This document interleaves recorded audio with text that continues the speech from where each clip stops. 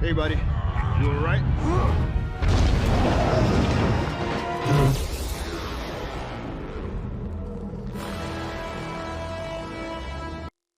There's a pattern with Star Wars. It doesn't move forward, it circles, it revisits. It digs up the bones of its most interesting failures and asks them to dance again.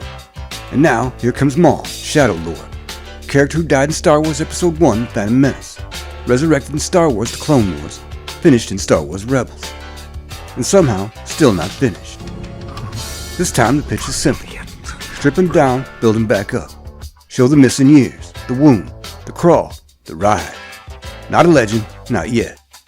The shadow learning how to cast itself again. Maul Shadow Lord plants itself about 1 year after the end of the Clone Wars Season 7. That means one thing: aftermath. The galaxy is already burned, the Jedi are already gone, the Empire is already tightening its fist.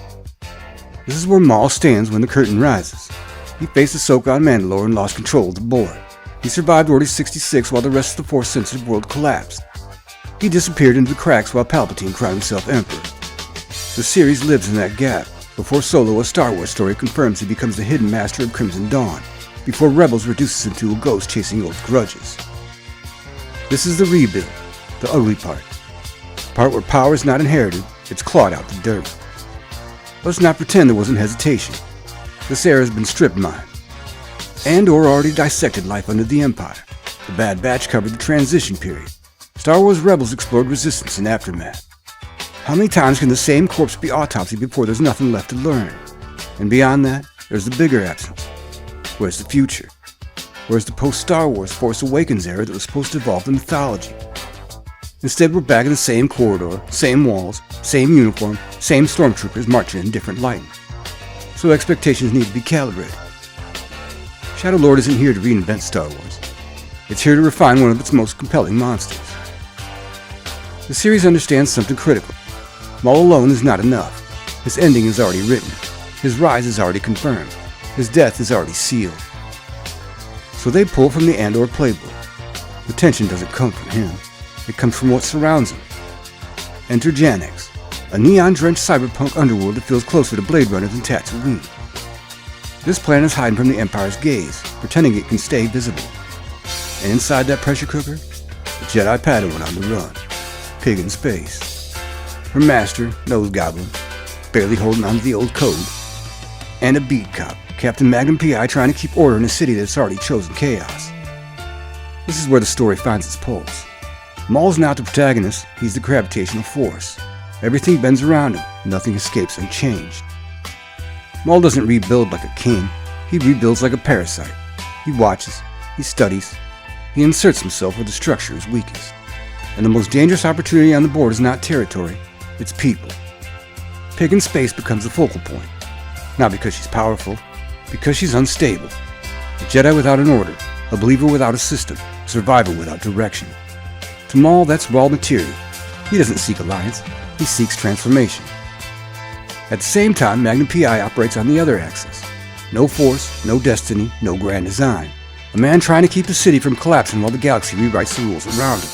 This is where Shadow Lord separates itself from Andor. Andor stripped away the myth. Shadow Lord embraces it. Lightsabers ignite, aliens crowd the frame. The Force isn't a whisper, it's a weapon. The action ain't subtle, and it's not trying to be. Maul moves like a controlled explosion.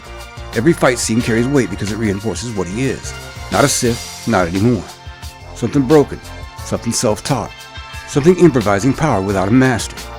The choreography continues the tradition built in Star Wars The Clone Wars. Fast, precise, brutal. This is where animation still outpaces live action in Star Wars. No restraints, no compromises, no need to pretend physics matter. Visually, this series is elite. Early Clone Wars looks like a prototype compared to this. Janex glows, neon reflection, watercolor textures, heavy shadows cutting across every frame. There are moments where Maul's not fighting. He's still, training, waiting, pouring tea like a monk who traded enlightenment for vengeance. That contrast matters, because it shows discipline. This is not rage without direction, this is rage refined in the method. The first two episodes have a weakness. They're too clean, too direct, too predictable. Maul arrives, enemies fall, pieces move into place. It works, it entertains, looks great, but it lacks friction. The real shit happens when the Empire enters the equation. Inquisitors, surveillance, pressure. This is when the show tightens, because now Maul is no longer the apex predator. He's being hunted. And here's where the story finds its teeth. For Maul fans, this is absolutely mandatory. Sam Witwer continues to find the character with a performance that balances fury, control, and something close to clarity. For everyone else, that question's a little harder. This is still the same era, same war, same empire. But the angle is sharper, more personal, more contained, more dangerous. Because this time the story is not about the rebellion, it's about obsession. Maul Shadowlord doesn't change the destiny of Star Wars. It does something more focused. It shows how a discarded weapon learns to wield itself, how a survivor rebuilds without a cause, how vengeance becomes structure. The galaxy's already fallen, the Jedi are already gone, the Empire is already in control. And somewhere in the cracks something else is rising. Not a hero, not a savior, a shadow. And shadows don't need permission to spread.